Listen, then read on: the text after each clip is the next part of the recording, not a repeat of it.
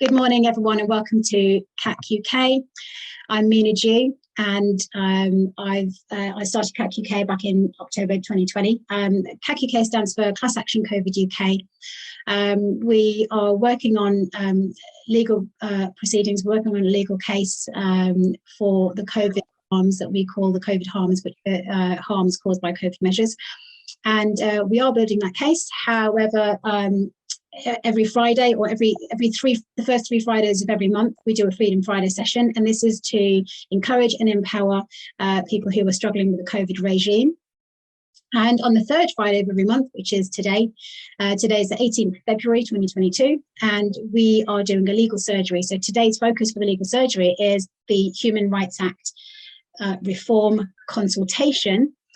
And we're going to be looking at this, and we're going to be looking at how anybody can take it. It's quite a complex, it's a very long document, which is the consultation document. There's a lot of controversy over this because a lot of people feel like they are taking our rights away by doing this reform. So we're going to look through that. I'm going to skim through some of the issues in the consultation, and I'm going to hand over to another lady called Lisa, who can talk to us about some other aspects of this reform. So let me just begin by getting you to, I'm going to share my screen.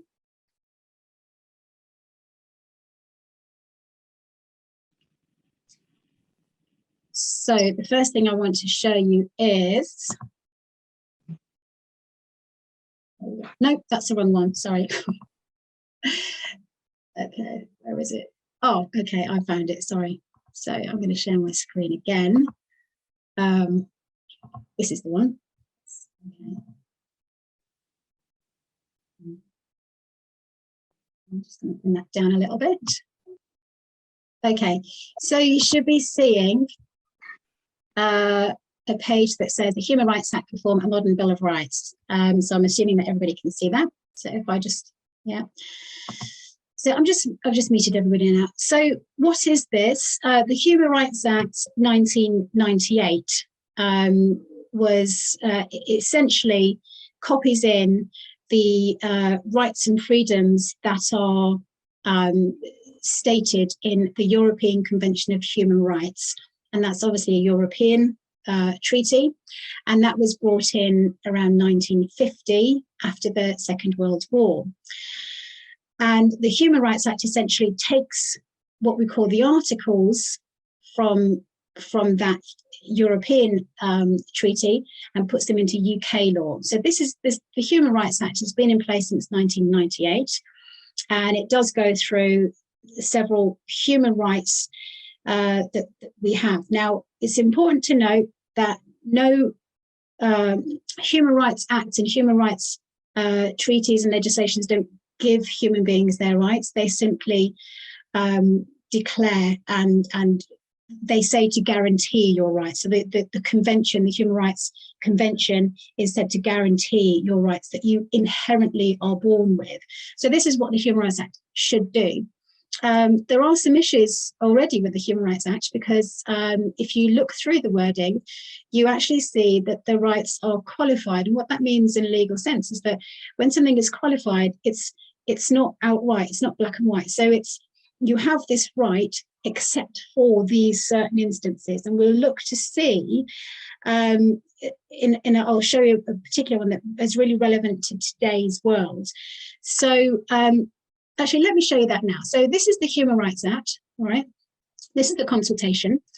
And if you scroll down this page, I'm just going to show you how you would actually answer this consultation. So you would click on that, Human Rights Act Reform Consultation. I'm going to open the HTML version as opposed to the PDF version. So you can see it on the screen. And this is it. Now, this consultation, I think if you opened up the PDF, it's about 138 pages long. It's really long. So how does one get through this if you really don't understand the law in the background? So it does give you a bit of background. So it's got a forward, it tells you, so here's the content. So you got executive summary, forward, executive summary. This gives you a background. So you got Magna Carta, which everyone's been talking about, a Bill of Rights, the original, the Slave Trade Act. So these are previous statutes that embed and enshrine our human rights. Then you've got the executive summary, you've got chapter 1, the legacy of rights in the UK, the international context, the case for reforming. So they've basically given you a proposal and said why we need to reform this act. It does need reform, but perhaps not in the way that they are proposing. And perhaps some of their proposals are good and some of them may not be so good. So then you've got examples of domestic legislation. This is really interesting. We'll look at that proposed draft. And this is Appendix 2 is the proposed draft. So they've actually given you the proposals, the actual clauses that they say they think would be suitable. And they're asking you to tell them whether you think option 1 is better or option 2 is better, or whether you think none of them are good, or and whether you have your own view on what it should be. Okay, so it's fairly good in terms of a consultation. It's fairly good in the sense that how it proposes these things, but it takes a bit of skill just to look through and see what they're saying and see through the wording, and because it's so long, it can be quite tedious. So, and then the overview of the potential questionnaire, right? So we look at that. Now, where shall we go first? I'm actually going to go to, I'm going to stop the share for a moment. I'm going to share something else. So share screen, and I'm going to share this. Okay. Right. Okay, yeah, so I said I'd show you something that was quite relevant today. So this is the actual, see this? This is, in fact, the European Convention on Human Rights. And you can just search it. You can just, search on DuckDuckGo, European Convention on Human Rights, and you should find the PDF. And you can just download it. It's really simple.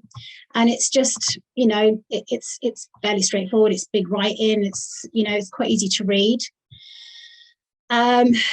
Gives you, these are the articles, all right? So in international treaties, you have what's called articles. In UK legislation, you have sections. So it's kind of it's just wording. So these are articles. Article 1, obligation to respect human rights. Section 1, rights and freedoms. Article 2, right to life. Right. So these are the things that everybody has been talking about since March 2020, quite a bit. And Article 4, prohibition of slavery and forced labour. Right. What I want to show you is Article 5. Which I found really interesting because the first time I looked at this was kind of summer of 2020. And Article 5 says the right to liberty and security. So I'm going to show you how rights are qualified, okay? So everyone has the right to liberty and security of the person. No one shall be deprived of his liberty, save in the following cases. So except and in accordance with the procedure prescribed by law. Okay, so hold that thought. So save in the following case. So you've got these rights to liberty, and you can't be deprived of your liberty except, and it gives you a whole list of exceptions when you can be deprived of your liberty. Okay, so what we need to see is the human rights legislations don't give us our rights, they limit our rights. Okay, so they limit our rights, so except for the lawful detention, that's fair enough, except for the lawful arrest, that's fair enough. You're arrested for doing a crime, so you have your rights deprived for that moment in time. Lawful arrest, detention, bringing him before the competent legal authority, blah, blah, blah. Detention of a minor, lawful purpose of education, if they've gone AWOL when they should have been in school. Look at Article 5, paragraph 1, subparagraph E. The lawful detention of persons for the prevention of spreading. What does that say? Infectious diseases. So you have the right, nobody can take away your right to liberty and security, but if the government thinks there's a risk of spreading an infectious disease, they can lawfully detain you. What does lawful detention mean? If we go to, so I'm going to flick through the screens again, but I will share this with you because it's really important. I go to here. This is the Law Dictionary. Oh, wait, sorry, I forgot to share. Let me share my screen again. Here, share that. Okay, so you can see this is the lawdictionary.org, and this gives you this is a legal dictionary, okay, featuring Black's Law Dictionary, free online legal dictionary. So anyone can go here. And let's look at the legal meaning of detention. And it says, what is detention? It is the act of keeping back or withholding, either accidentally or by design, a person or thing, see detainer. So you can apply that if let's say, for example, I don't know exactly how they would. So when you interpret things in law, sometimes it can be left open. Now, let's say, for example, that's not qualified to say detention is only when a police officer detains you. It's just withholding or holding you back. So it could be, for example, making you stay in your home because you are at risk of spreading an infectious disease. So do we call that detention? Do we call that lawful detention? Right, so would that be captured under this this paragraph here? Lawful detention to prevent the spread of infectious diseases. So you see how this is how the rights are qualified. You have a right, but it's qualified by certain conditions. So that's the backdrop, really, of what human rights law actually is. When you write it down in black and white, they say you can do this, you can't do that, except for blah, blah, blah.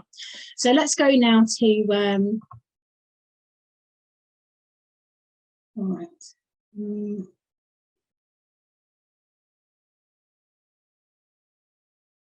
Actually, okay, so before I crack on, I've been talking for quite a bit. So does anybody have a specific question about this reform? And is there anything that you've specifically come as a burning question that you really want to know or you really want to share? So if you can, anybody shout out, and you can unmute yourself. I'll give you a second. Go on, Harpreet. Happy?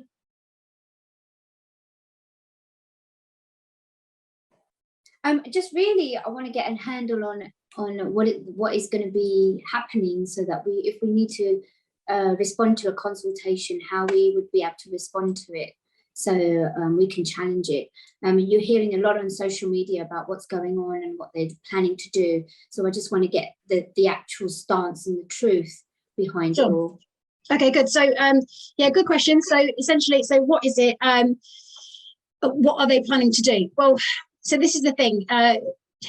Essentially, they call it a proposal. So these are proposals. So on the surface, they're saying, these are our proposals. What do you think about it? They are giving the public an opportunity, although they've not declared it on like mainstream media. They haven't told you on the news on BBC, we're doing this reform consultation. You know, does anybody want to participate? No, you only get to hear about it if you are connected in the way that we are, right? So you don't really supposed to know about it, but we know about it, and therefore anybody is open to anybody in the public. The trick is getting through the jargon, really, so anybody can answer these questions. I'm going to show you how simple it is actually, because you don't have to answer every question. So all you need to do, have a look and then answer questions. So okay, let me begin then. I will go to here again. Okay, so here it is, Human Rights Act for Modern Bill, so forward. I'm just going to skip through, and what I'm going to do now is I'm going to show you how I skim through stuff, because this might help to, I'll show you what things I pull out and what questions I ask. So we intend to revise, this is how I would do it if I was reading it. And I'm going to be honest, I haven't read all of this because it's so long and I have a toddler, so, and it's half term. So we'll carefully consider all the responses, blah, blah. So, you know, they're just giving a bit of fluff. Executive summary. So this is executive summary. This command paper sets out and seeks views on the government's proposal to revise and replace the Human Rights Act 1998 with a Bill of Rights. Because we already have the Bill of Rights, right? 1680 something. The government's 2019 manifesto pledged to. So they've been wanting to do this for years and years. Update the Human Rights Act, blah. We'll overhaul the Human Rights Act. Passed by the then Labour government, right? So we're Tories, we're going to overhaul the Human Rights Act passed by the Labour government. So, you know, I don't know whether anybody here still believes there's a left and right, but some people still do, some people don't. The Bill of Rights will make sure a proper balance is struck here. A proper balance, when they say proper, it's what they think is proper. So you need to pay attention to this. A proper balance is struck between individuals' rights, personal responsibility, and the wider public interest. Now, listen, it's a Human Rights Act, right? So it's something that's supposed to declare what your human rights is and reinforce it so that nobody can abuse you. So why would you need to set out people's personal responsibilities in a Human Rights Act?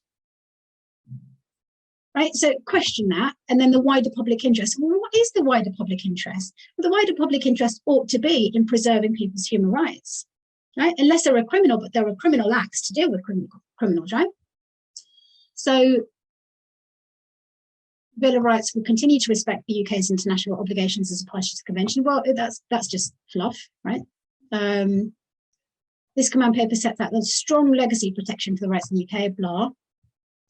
Specifically, the Bill of Rights will retain all the substantive rights currently protected under the Convention and the Human Rights Act. So they're going to retain all the substantive rights.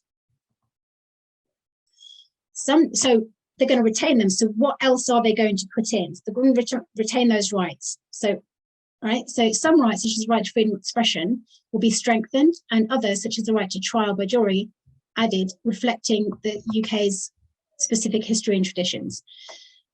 That's all fine, nothing wrong there. Empower domestic courts to apply human rights in UK conduct, provide greater clarity for the interpretation. So hold that thought in mind. How do they provide greater clarity? So in law, you have different acts and how you interpret certain rights. You do that by guidance, or you do that by providing a formula. Implement a permission stage. So this is tricky, and actually Louise from Save Our Rights has done a little video, and she's talked about this, the permission stage. So this is really important. It essentially means that it will make essentially it can make it harder for an average human being to go to court to argue their human rights, because you first got to prove to the court that you have a decent case and they've got to permit you to, right? So restrain ability, make sure UK courts are not required to alter and interpret legislation contrary to Parliament's clearly expressed democratic will. So here, look, this is interesting. Make sure that UK courts are not required to alter or interpret legislation contrary to Parliament's clearly expressed democratic will. Safeguard vital protection for right of life, blah, blah, blah. We want to protect our armed forces from human rights claims for action taking place overseas. So we're seeking views on the key aspects. And then we've received and considered the responses. We're going to put forward some legislative proposals to revise and replace. Then revise and replace, that's what they want to do. Chapter 1, legacy. So this is good. I'll just close this box down. The UK's tradition of human rights and civil liberties stretches back over the centuries. Sorry, I'm just.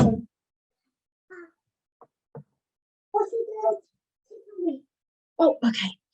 I'm just going to pause the video because I have my daughter just came into the room. So what I'm going to do now, because my daughter's in the room, I'm just going to allow you to unmute yourselves. The recording stopped. Anyone can just chat and say whatever you want to say for just a couple of minutes. We'll have a little break. So does anybody else have anything they want to say up to now? Yeah, Harris. Yeah, you know, I will fill in this consultation, but I have to say, I think it is an absolute sham, as previous government consultations had been, when they were withdrawing the right to choice in medicine. We had a consultation. It came to the conclusion, they said, oh, well, you know, so many people wanted this, wanted that. I did a freedom of information asking for details and was told you can't have it. So I think it's a sham. Dominic Raab, Kwasi Koteng, Priti Patel, there were a few other authors of a book, I think it was called Britannica Rising or Britannica Ruling, which clearly stated that they think workers have too many rights and employers should make those decisions. I think we should all fill this in, but I think it is an absolute sham to cover over what they will do anyhow. Sorry to be negative, but I'm afraid that's the way I see this. I have no faith in anyone in the government. Sorry, thanks, Caris. Yeah, absolutely. And that's it, you know, you can only try, can't you? So, you know, you can only try. So the thing is, I mean, they're what you're saying, Caris, is that, you know, they want to have it on record that they've had a consultation and then they're going to put it in anyway. But also in us responding to the consultation, we have it on record what the responses have been. And this will be told in the history of time that these were the people's responses, and there will be a record of this. So I'll just continue scrolling through. What are we on now? It's version 5. I don't want to go on too long, so let's go specific. So just scroll through. So you just pick out little words. Chapter 1, legacy of the rights. So they talk about the Magna Carta. They talk about where the rights came from and how, you know, the petition of rights. So essentially what they're saying is the human rights laws that we have in this country, which are vast and very good, they came about because the people asserted their rights. That's why we have rights in law, in legislation, written down in black and white. It's because the people demanded them, right? That's the only reason. European Convention. So then talk about the European Conventions, and then we've got the war atrocities. Right, I'm going to tell you something. This occurred to me last night when I was looking. So the European Convention of Human Rights, do you remember I just showed you the Article 5, paragraph 1, subparagraph E, which said you can take away these rights if it's for the threat of an infectious disease. And actually that's also qualified in the fact that if there is an infectious disease and your government brings in statute to allow them to take away your rights for that reason. So that's why we have the Coronavirus Act 2020, because the legislation that's compatible, and that is why that legislation is compatible with the convention, right? The convention, right? Because it all goes hand in hand. So, but the irony is the Convention of Human Rights was brought about as a result of all the atrocities from World War II. And bearing in mind, the atrocities were based on years and years of propaganda about a certain section of society being disease spreaders, and that, you know, the misinformation, disinformation about disease spreading was what enabled the Holocaust to happen. Why then, when you've got this opportunity to wipe the slate and start again, why then would you qualify that right by saying, well, if there's an infectious disease, then those rights don't work anymore? So why would you do that? It's pretty bizarre to me. So you go through this convention, blah, continuing call for Bill of Rights. So they're just giving you the justification why they should be reformed. Human rights under the UK's devolution settlements. So just justification, international context. Oh, right, hold on. I'm going to stop the share because I forgot to restart the video. So I'm going to, it's recording. Oh, it was recording. So maybe I thought I'd paused it and then I didn't, sorry. So, okay. Go back to this. So I'm going to flick through international context. So then they're talking about the relationship between us and the United Nations, Council of Europe, relationship with Strasbourg, which is the Human Rights Court. Skip through. UK's arrangement with the EU after EU exits, framework in other countries. So this is all this, how are international obligations incorporated, interpreting legislation, dealing with incompatible law. So there's that. I mean, the thing is, if the Human Rights Acts and the Human Rights Treaties don't really work for the humans that they're supposed to, then it's irrelevant whether the ruling is going to be compatible or incompatible. So they say that the Coronavirus Act 2020, which everyone says should be null and void and is completely unlawful, the fact that they say, well, it's compatible with the convention, with the European Convention, it's compatible with the Human Rights Act. Well, then how much use is the Convention and the Human Rights Act anyway? So this is all the things, and we can answer these questions in the consultation. This is the thing, it gives you the opportunity to put your thoughts in. If these are your thoughts, you just, this is your opportunity to set it out in black and white. So the case for reforming, they're just justifying. So a rights culture displaces here, a rights culture that displaces personal responsibility and the public interest. Well, does it? Do you think it does? So you can, if that's an issue for you, you can read through from paragraphs 124, 125. So all the paragraphs are numbered. This is a great thing about legal stuff. All the paragraphs are numbered. So this is how you can navigate through, and you can just skip from one to the other. Don't be put off. This is 140 pages. I don't have time. Just Oliver, you've raised your hand. Go on. Oh, you have to unmute yourself. Oh, sorry. Let me allow you to. You should be allowed to. Yeah. No, it was just a point on this particular section, the rights culture that displaces personal responsibility. It's like they're trying to balance, but in favour of society rather than our individual rights, which is a travesty. Exactly. And what is society? Society is a collective of individuals. So how can it possibly interfere? If your laws are working properly in the country, which we have all these criminal laws, we have loads and loads of laws, if they're working properly, how can you displace the public interest just by upholding somebody's rights? It's common sense that you would, So Lisa will talk about this in a minute as well. Confusion and risk aversion for frontline public services, right? That's something really interesting. From paragraphs 132 onwards, that's really interesting. So, and the thing is, you don't have to read all of this before you start answering the questions. Okay, so you can have this open on one tab, or you can have the PDF open on one tab or on one screen, or you can print it out. And similarly, you can go to here. Did everyone see? I don't know what you're seeing. Did everyone see that I've switched tab? Perfect. Okay, so this is, if you this is a link that you click, I think. Hold on. I can't remember how you get there, but anyway, it's it. So this is the actual questions. You don't need to answer every question. You can choose.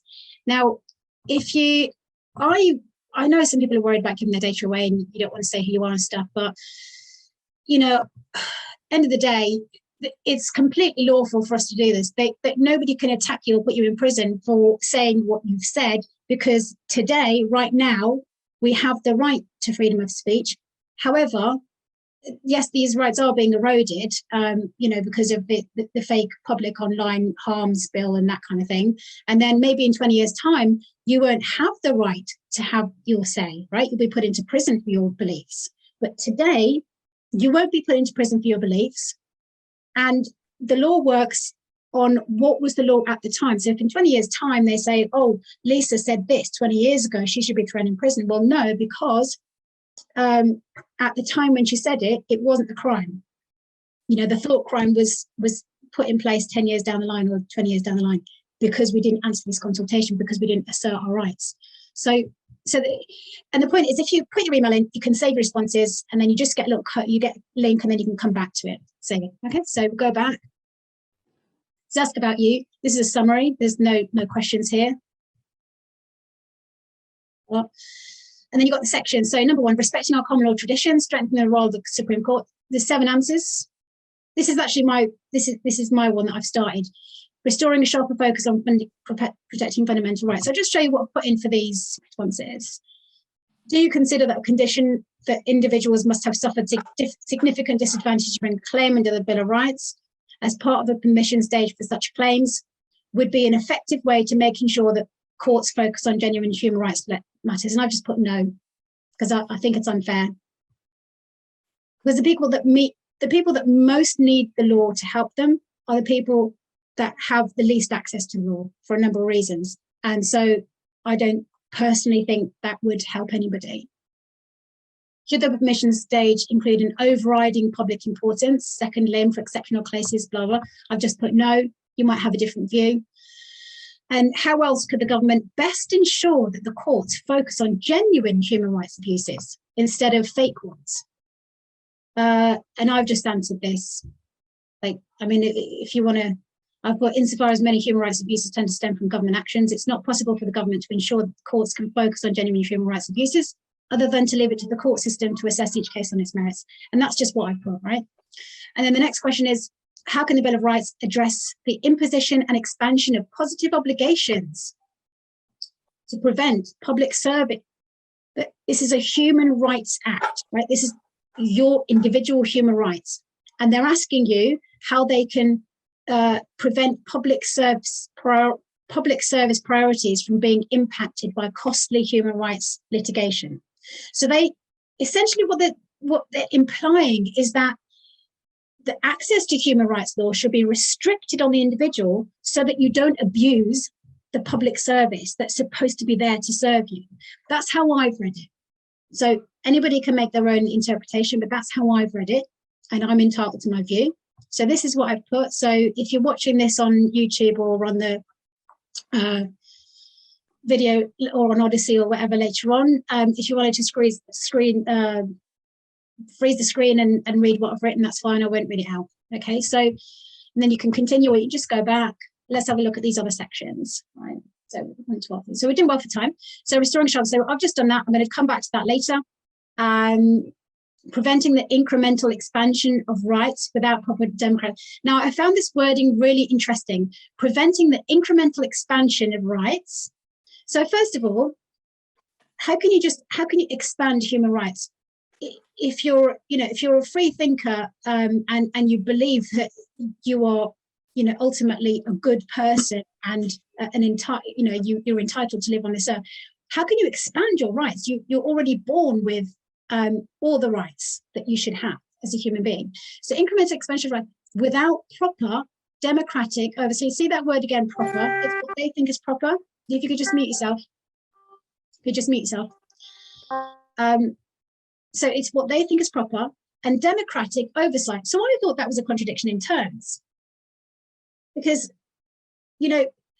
democratic means, obviously it's a democratic process. It's giving people, the ability to think for themselves and to be, people are free beings, and it's fairness and everybody has a say. And then you've got oversight. So oversight is the opposite of democracy in my mind, anyway. So I don't know how you read this, but so this is I'm just showing you this because this is how I approach stuff, and then I can answer to that what I think they're saying. So I just think democratic oversight is a contradiction in terms, because oversight just basically means, well, you've got this democracy and then you've got somebody overseeing the democracy. So who is this person overseeing this democracy? I don't know. So you've got 15 questions in that. Emphasizing the role of responsibilities. Again, why do you need to legislate individual responsibility, right? If you've got society that upholds and respects the individual human being, then, then that human being by nature is going to want to be fulfilling their responsibilities, to their child, to their child's school, to their work, to their colleagues, to their neighbors. It's human nature. So why would you need to legislate people's responsibilities? You legislate, Lisa, I'm going to come to you. So you legislate for businesses to be responsible. You legislate for public services to be responsible. You don't need to legislate for human beings to be responsible. That's what freedom is about, right? So Lisa, go on. Sorry, I read that as the doctrine of clean hands. If you look at the options that they give you, they're talking about limiting people's damages. And I believe if you read that, it talks about their actions in direct relation to the claim, and then their wider actions. Yeah, so I did. I believe Yeah, that. no, thanks for that. Thanks for that. And it's worth saying thank you for that, because I did actually, when I scrolled through yesterday, yes, I did see that. And clean hands, for those of you from not a non who come from a legal background, clean hands is a kind of legal maxim, and in equity law we say that the person must come with clean hands. Equity, you must come with clean hands, and it basically means you should be doing the right things. That you don't want to be doing fraud and criminality and then expect the law to serve you. So it's kind of like that. So yeah, so there is that. So that's why it's worth just having a look, because I do think some of these issues are sensible. I just think it's worrying, because then I think it's just important that we get on top of it and make sure we're not being twisted and taken down a path to go, oh yes, you're right, because they do make a very good case. They pick out cases where the Human Rights Act has been abused in a sense, and that's in sort of deep criminal cases or immigration cases and things like that. So yeah, there is, but there's other reasons why that has been the case.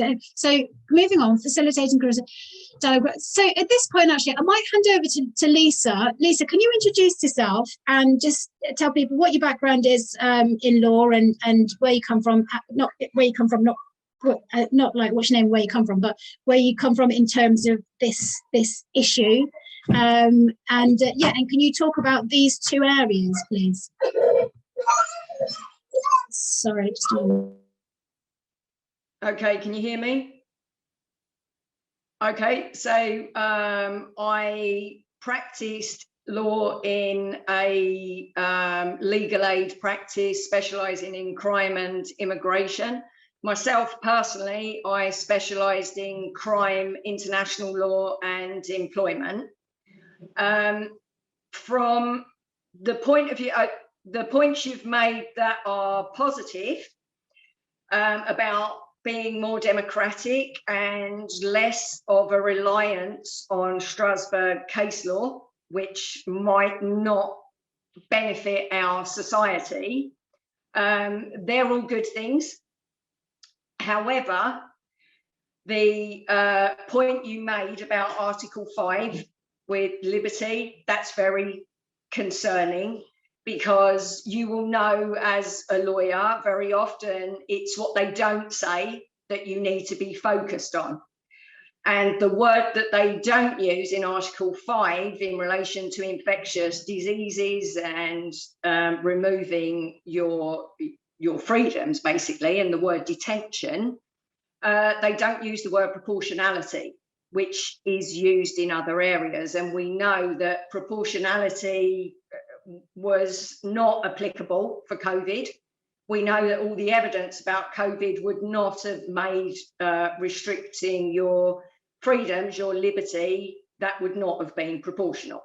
So we do need to be concerned about that, especially because I believe that's an attempt to circumvent the ruling in ex parte sims, which Lord Sumption refers to constantly, which says that any restrictions on your liberty must be specific, more or less in the way we think about contracts. It must apply to a specific person for a specific time for a specific reason. You can't just blanketly roll out these restrictions to everybody. So those things we should be very concerned about. Your point about the democratic process and changing the application of rights and who should have these rights and limiting the expansion. I think the issue there is, again, what they're not saying. Do we have any confidence in our democratic process? I don't think so, personally. I think we've seen, especially in light of the way the coronavirus powers were extended, look at the amount of MPs that democratically turned up to vote on that. Would anybody call that democratic? So I think we need to address things at a constitutional level as to define these terms. What does democratic mean? What is our democratic access to these human rights and the curbing of our human rights, because we saw that there was no democracy. Our MPs just didn't turn up. So we had no democratic voice. I also believe that this is about stopping, well, they do mention lobby groups, so identity politics, not allowing lobby groups who represent certain minority groups from removing the rights of larger groups or the public in general. Policing language, for a start, would be an issue. And reducing public expense of just, I disagree with you when you said about significant harm or significant damage. Should that be a qualification? I do believe it should be a qualification. And they make reference to Pinnock, which we spoke about earlier, which was someone who had gone through all of the public processes. So they'd gone to that, they'd been evicted. They went to their public authority, and throughout the whole process, they were evicted every time. It was upheld. The local authority ruling was upheld. They should have been evicted. They then tried to circumvent that and use human rights, the right to family life, to say that if you evict us, our family is going to be broken up and living in different places. So that's a breach of our right to family life. That's not fair. It's not fair on the public, because you're absorbing the cost of that. And we all know that's extremely expensive. There was also a case a few years ago, some of you may remember, I can't remember the name off the top of my head, but it was a foreign national offender who claimed the right to family life to stay in the country against deportation because of his cat. I don't know if anyone remembers that, but he claimed that his relationship with his cat amounted to his right to family life, and that was a huge cost to the public. So I actually do believe that there should be some kind of qualifying factor to see if you've suffered significant harm. They're also saying that they want you to go through every single private remedy first. So you take your issue through the courts, and if you don't succeed and you qualify, then you can have access to the Supreme Court. I think that's good. The issue is that obviously they leave out certain words, and when they leave out these words, we need to know why they're leaving out these words. Who makes that decision as to what's significant harm? So I do think that that is an issue. Also, we do need to reduce the admin costs of having, we have a dual system, so anything that Strasbourg says we have to ratify into our law, which is very costly, can take up to 2 years to change things through Parliament. So if we have less reliance on those Strasbourg rulings, it gives our Supreme Court more scope to rely on other rulings from a greater area, international rulings and so forth. And that would help us change our law quicker. So for those reasons, I don't have any objections to that. I just think it's how, do we really have any confidence in our democratic process? It's all the things they're not saying. Julian Assange would be a great example of how we don't really have much faith in our democratic. And I think, thank you. I'll let you continue with that. I'm just going to, there's somebody's posted a comment saying, Lisa, could you please publish a summary as to how you would respond to these questions in the consultation alongside Mina's video, so people have resource to look at when going through it. And I know you're really busy as well, but it's something that we can talk about if you are able to, because I think your comments are really, really important and really useful for people to get a grip of both. And thank you for contradicting me as well, because it's really good to have different sides. Can I just say something very quickly that I think is more important? That please don't, if you're a member of the public, do not think of this as law and legislation. It isn't. It's your basic fundamental human rights. So think of it of what would I want to happen to me if I were in the situation, the scenario that they're presenting. As a human being, don't think about legislation, don't think about complicated legalities and anything else. You're a human being. So these things apply directly to you. So think of it just as your basic human rights and how you would wish to be treated. Absolutely, yeah. And you should use your own words in your responses as well, exactly how you would put it. What I want to say as well is that what you're saying about these, it's right to qualify, to limit access for in certain cases. I think you're quite right in the sense it's what they leave out. So, you know, people can be tricked into thinking, yes, that's a really good idea, and I agree with that. However, we need to be qualifying it ourselves. So in the box, you know, we can say things like, well, obviously it needs to be limited in certain cases where it's obvious, you know, this is a criminal person, or this is, you know, somebody who is harmful to society, you know, but making it clear, because they're now twisting it so that they're saying that people who are unvaxxed are harmful to society.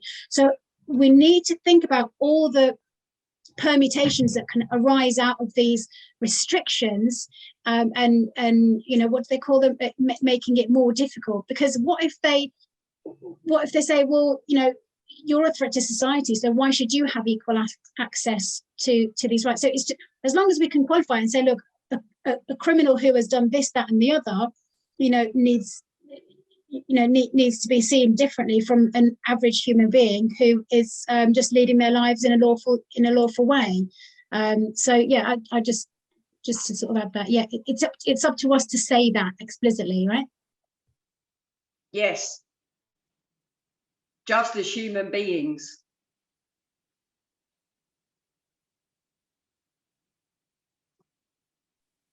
Meaning you're muted. Right, hi, thank you. So we've got a few minutes left. Can you just talk a little bit about the relationship between Strasbourg and the Supreme Court? Because we spoke about that and you've got a good insight into how that all works, Lisa. Okay, so we have a dual system in this country, which means that any Strasbourg ruling needs to be ratified into our law. It needs to be written into our law, which has to go through the democratic process of Parliament, which is the legislature. They make the laws. Unfortunately for us, that's meant that our human rights is scattered across lots of different pieces of legislation dating back centuries. It's not very useful to us.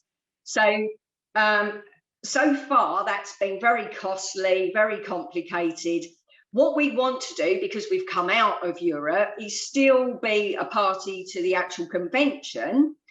And so those Strasbourg rulings, their case law, it's a living document, the convention. It's subject to constant change, which is what happens in Strasbourg. Unfortunately, Strasbourg's dealing with lots of different communities, varied societies across Europe. So their laws don't always apply very well in our domestic laws.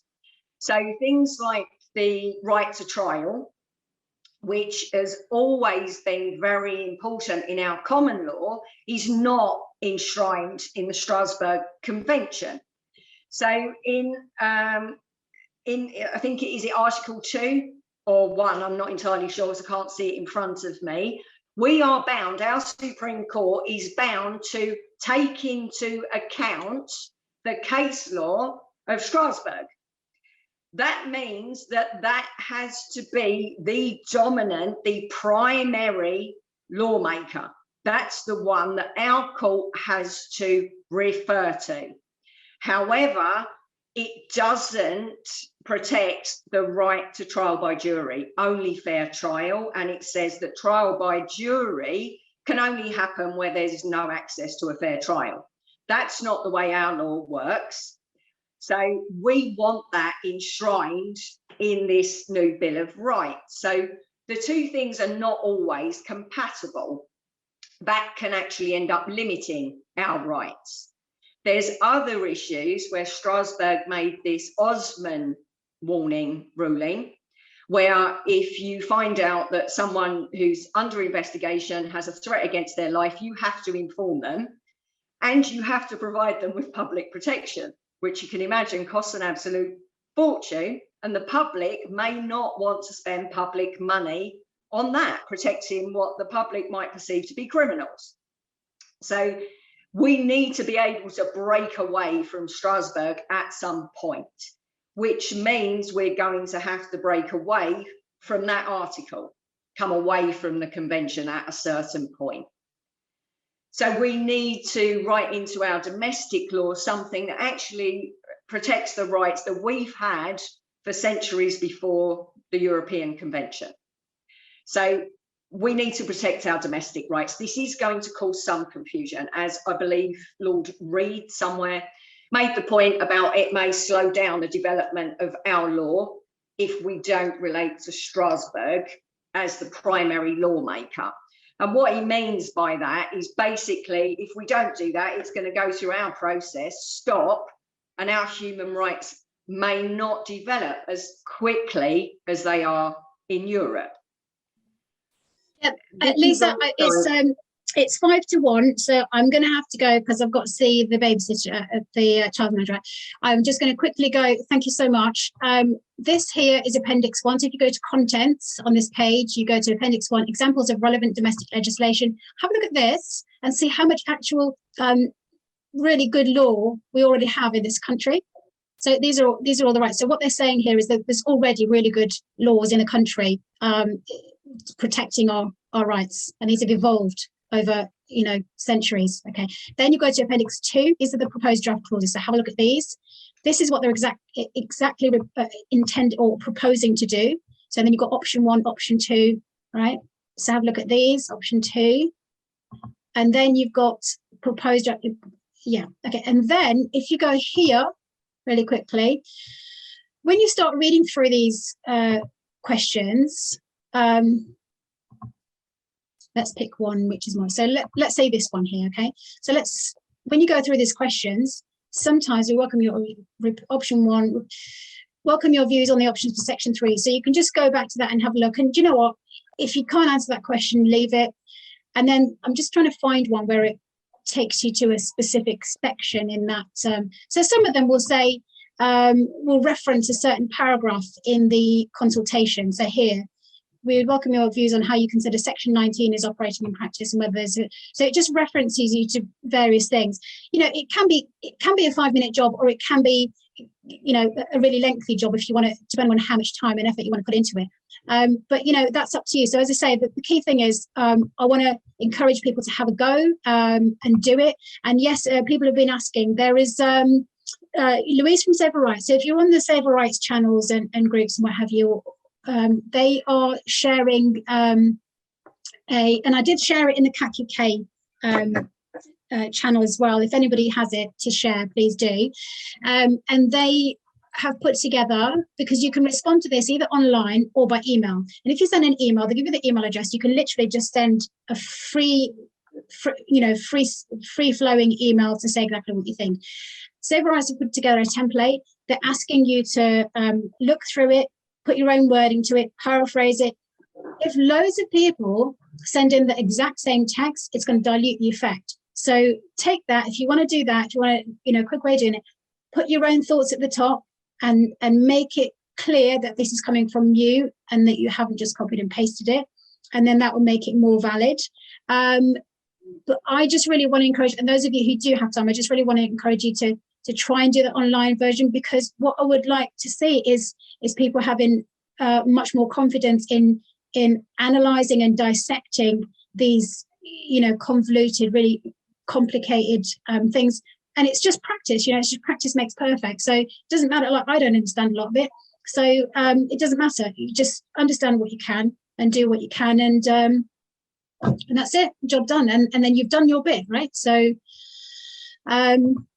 okay, well, I'm going to close this off, and thank you all for coming. Well, we're just before 1 o'clock. Thank you all for coming. And next month, I may have to pause the Freedom Fridays. I'm going to think about it, because I'm so tied up, and it's difficult because we're working on this legal document, and that needs my time. And then if I'm doing the Zoom, so I'm just going to have to think about that. So they may be paused for a month, or I may be able to get somebody else to take over. I don't know. But if they're not on in March, they'll be on in April. So The first Friday of the month is spiritual, second Friday of the month is communication, third Friday of the month is legal surgery. So thank you all, and this will be on YouTube. So if you are watching on YouTube, please remember to like, subscribe and share. You can have a look at the blurb underneath the video, and that will give you all the links. And thank you very much. I've got somebody with their hand up. I'm so sorry I don't have time, but I'm going to close this. Well, actually, go on, Robert. Okay, no, I'm going to close it down.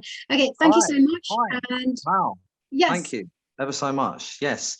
So, I mean, I've studied really brief. Of course, yes. I've studied common law for 15 years, and human is a trick. It's a legalese word. It doesn't mean man or woman.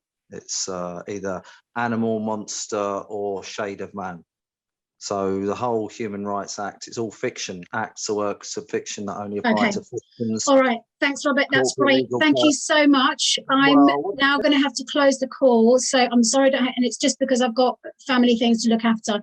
So thank you all for coming, and we'll see you soon. I'm just going to find out how I close recording. Stop recording. Okay. Thank you. Bye.